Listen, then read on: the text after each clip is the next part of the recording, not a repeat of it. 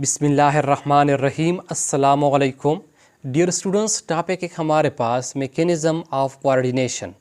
आज के इस लेक्चर में हम मैकेनिज़्म ऑफ कोऑर्डिनेशन को डिस्कस करते हैं कि मैकेनिज़्म ऑफ कोऑर्डिनेशन किसे कहते हैं।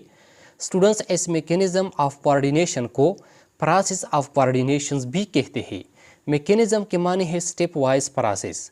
वो प्रोसेस जो कि स्टेप वाइज होता है, तो ऐसे प्रोसेस को मैकेनिज़्म कहते हैं। तो स्टूडेंट्स, इसी वजह से जो है ना, इस मैकेनिज़्म ऑफ कोऑर्डिनेशन को प्रोसेस ऑफ कोऑर्डिनेशन भी कहते हैं। अब स्टूडेंट्स, ये जो मैकेनिज़्म ऑफ कोऑर्डिनेशन है ये 3 फेजेस में होता है। Mechanism of coordination occurs in 3 phases. Mechanism of coordination जो है ना, ये 3 फेजेस में होता है, यानी ये 3 फेजेस में मुकम्मल हो जाता है। इनमें पहला फेज़ है रिसीविंग स्टिमुलस, स्टिमुलस को रिसीव करना। दूसरा फेज़ है मैसेज टू कोऑर्डिनेटर, कोऑर्डिनेटर को मैसेज करना, यानी कोऑर्डिनेटर को मैसेज सेंड करना। या इस फेज़ को जो है ना स्टूडेंट्स, एनालिसिस ऑफ इंफॉर्मेशन भी कहते हैं, यानी इंफॉर्मेशन की एनालिसिस करना। और तीसरा फेज़ है रिस्पॉन्स, यानी रिस्पॉन्स को पैदा करना। अब स्टूडेंट्स, यहाँ पर जो है ना, मैंने आप लोगों के लिए एक एग्जाम्पल लिखा है। इस मैकेनिज़्म ऑफ कोऑर्डिनेशन को डिस्कस करने से पहले हम इस एग्जाम्पल को डिस्कस करते हैं, क्योंकि इस एग्जाम्पल को डिस्कस करने के बाद आप इस मैकेनिज़्म ऑफ कोऑर्डिनेशन पर आसानी के साथ समझ पाओगे। स्टूडेंट्स, एग्जाम्पल है हमारे पास, मिसाल के तौर पर आप अपने घर के अंदर मौजूद हो और इस दौरान एक शख्स आ जाता है और वो आपकी घर की दरवाजे को नॉक करता है, वो आपकी घर की दरवाजे को खटखटाता है।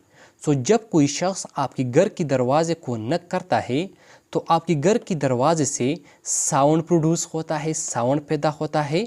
अब यहाँ पर जो है ना स्टूडेंट्स, इस साउंड को स्टिमुलस कहते हैं। अब स्टूडेंट्स, जब ये साउंड प्रोड्यूस होता है, इस साउंड को जो है ना आप अपनी ईयर के ज़रिए सुनते हो। इस साउंड को जो है ना स्टूडेंट्स, आप अपने ईयर के ज़रिए रिसीव करते हो, यानी इस स्टिमुलस को जो है ना स्टूडेंट्स, आप अपने ईयर के ज़रिए रिसीव करते हो, अपने ईयर के ज़रिए फील करते हो। अब यहाँ पर जो है ना स्टूडेंट्स, आपके इस ईयर को रिसेप्टर कहते हैं, क्योंकि आपने जो है ना अपने इस ईयर के ज़रिए इस साउंड को, यानी इस स्टिमुलस को रिसीव किया। फिर इसके बाद जो है ना स्टूडेंट्स, आपकी जो ईयर होते हैं, आपकी ईयर जो है ना इस स्टिमुलस को, या इस स्टिमुलस में जो इन्फॉर्मेशंस होते हैं, इस इन्फॉर्मेशन को सेंट्रल नर्वस सिस्टम में भेज देते हैं। अब सेंट्रल नर्वस सिस्टम यहाँ पर क्या है? सेंट्रल नर्वस सिस्टम जो है ना स्टूडेंट्स, यहाँ पर हमारे पास कोऑर्डिनेटर है। इनमें जो है ना स्टूडेंट्स ब्रेन और स्पाइनल कार्ड आता है, और ब्रेन और स्पाइनल कार्ड जो है ना स्टूडेंट्स, ये दोनों हमारे पास क्या है? ये दोनों जो है ना स्टूडेंट्स हमारे पास कोऑर्डिनेटर है। जब आपकी ईयर इस इंफॉर्मेशंस को, इस स्टिमुलस के इस इंफॉर्मेशन को सेंट्रल नर्वस सिस्टम में बेच देते हैं, तो आपके सेंट्रल नर्वस सिस्टम जो है ना इस इंफॉर्मेशंस को एनालाइज करते हैं, और फिर उसके बाद जो है ना स्टूडेंट्स, आपके सेंट्रल नर्वस सिस्टम एक डिसीजन बनाते हैं, एक डिसीजन करते हैं, एक फैसला करते हैं, और इस डिसीजन को नर्व इम्पल्स की शक्ल में आपके बॉडी में जो मसल होती है, उन मसल तक भेज देते हैं। अब यहाँ पर जो है ना स्टूडेंट्स, आपके इस मसल को इफेक्टर कहते हैं।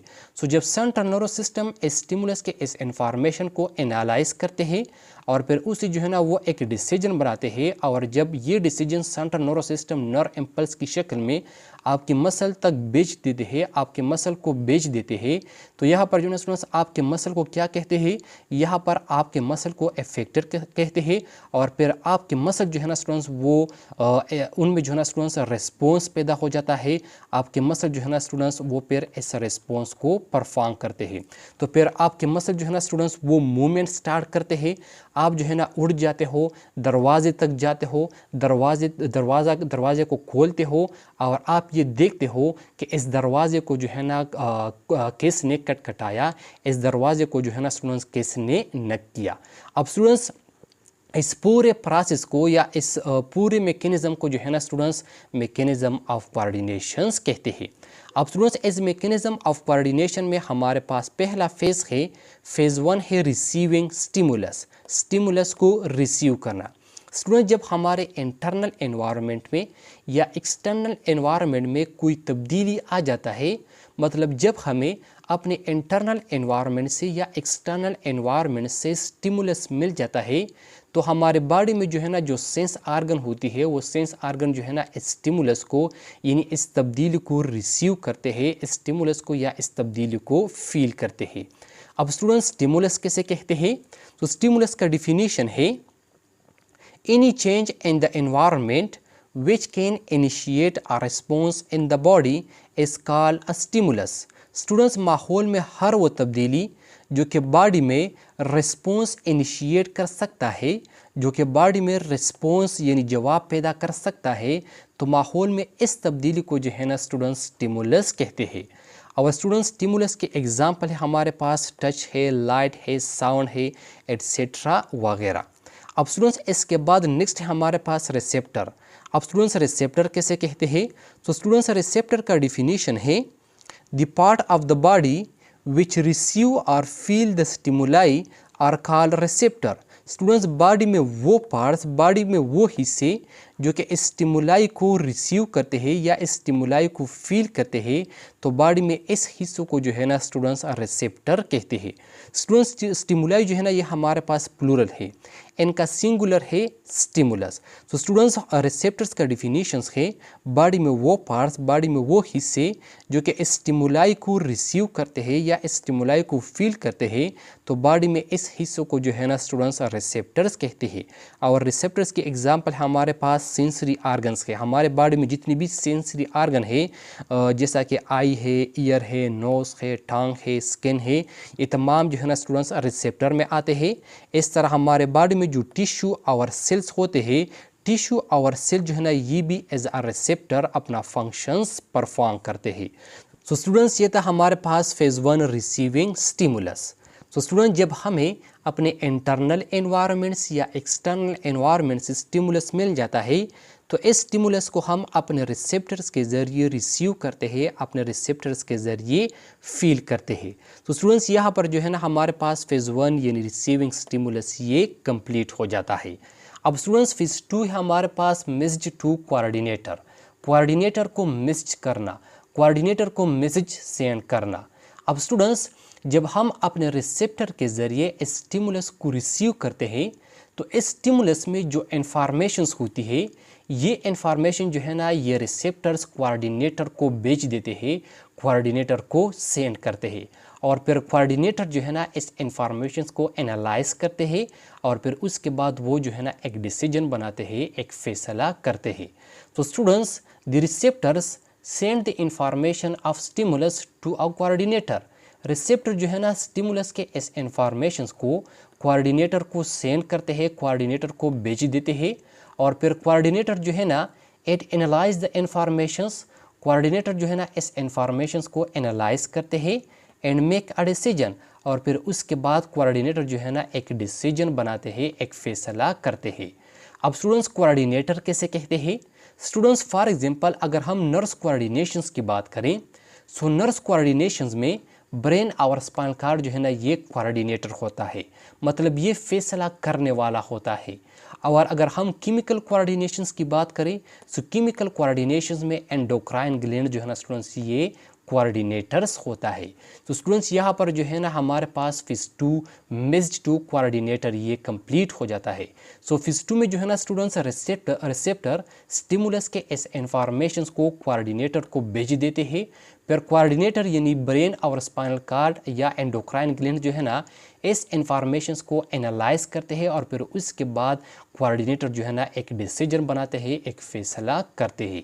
अब स्टूडेंट्स फेज़ 3 है हमारे पास प्रोड्यूसिंग रिस्पॉन्स, रिस्पॉन्स को पैदा करना। तो स्टूडेंट्स फेज़ 3 में जो है ना हमारे पास the coordinator send a message to special parts of the body for proper action और रिस्पॉन्स। स्टूडेंट्स कोऑर्डिनेटर ने जो फैसला बनाया होता है, कोऑर्डिनेटर ने जो फैसला किया होता है, इस फैसले को, इस डिसीजन को जो है ना स्टूडेंट्स या इस मैसेज को नर्व इम्पल्स की शक्ल में बॉडी में जो स्पेशल पार्ट्स होती है, इस स्पेशल पार्ट को जो है ना स्टूडेंट्स ये मैसेज प्रॉपर एक्शन के लिए यानी रिस्पॉन्स के लिए सेंड करते हैं। अब students this parts are called effector. तो स्टूडेंट्स हमारे बॉडी में इस पार्ट्स को, इस हिस्से को जो है ना स्टूडेंट्स इफेक्टर्स कहते हैं। तो स्टूडेंट्स फेज़ 3 में जो है ना कोऑर्डिनेटर इस मैसेज को या इस फैसले को हमारे बॉडी में जो स्पेशल पार्ट्स होती है, इस स्पेशल पार्ट्स को प्रॉपर एक्शंस के लिए, रिस्पॉन्स के लिए सेंड करते हैं। और फिर हमारे बॉडी में ये जो स्पेशल पार्ट्स होती है, इस स्पेशल पार्ट्स को जो है ना स्टूडेंट्स इफेक्टर कहते हैं। मतलब हमारे बॉडी में वो हिस्से, जिस हिस्से को कोऑर्डिनेटर इस मैसेज को, इस नर इम्पल्स को प्रॉपर एक्शंस के लिए या रिस्पॉन्स के लिए मैसेज या इस नर इम्पल्स को भेज देते हैं, तो हमारे बॉडी में इस हिस्से को जो है ना स्टूडेंट्स इफेक्टर कहते हैं। और फिर उसके बाद जो है ना स्टूडेंट्स हमारे ये इफेक्टर में रिस्पॉन्स पैदा हो जाता है। हमारे इस इफेक्टर में जो है ना स्टूडेंट्स रिस्पॉन्स ये इनिशिएट हो जाता है। अब स्टूडेंट्स इफेक्टर जो है ना, अगर हम नर्व्स कोऑर्डिनेशंस की बात करें तो नर्व्स कोऑर्डिनेशन में मसल और ग्लैंड्स ये इफेक्टर्स होती है। और अगर हम केमिकल कोऑर्डिनेशंस की बात करें तो केमिकल कोऑर्डिनेशन में बॉडी के जिस्म के मुख्तलिफ टिश्यू जो है ना वो एज अ इफेक्टर जो है ना वो अपना फंक्शंस परफॉर्म करते हैं। तो स्टूडेंट्स ये था हमारे पास आज का लेक्चर मैकेनिज्म ऑफ कोऑर्डिनेशंस कि मैकेनिज्म ऑफ कोऑर्डिनेशंस का क्या मतलब है, मैकेनिज्म ऑफ कोऑर्डिनेशंस ये किस तरह होता है। तो स्टूडेंट्स आई होप आपको समझ आया होगा। इंशाल्लाह नेक्स्ट लेक्चर में मुलाकात होगी। Thank you, वस्सलाम।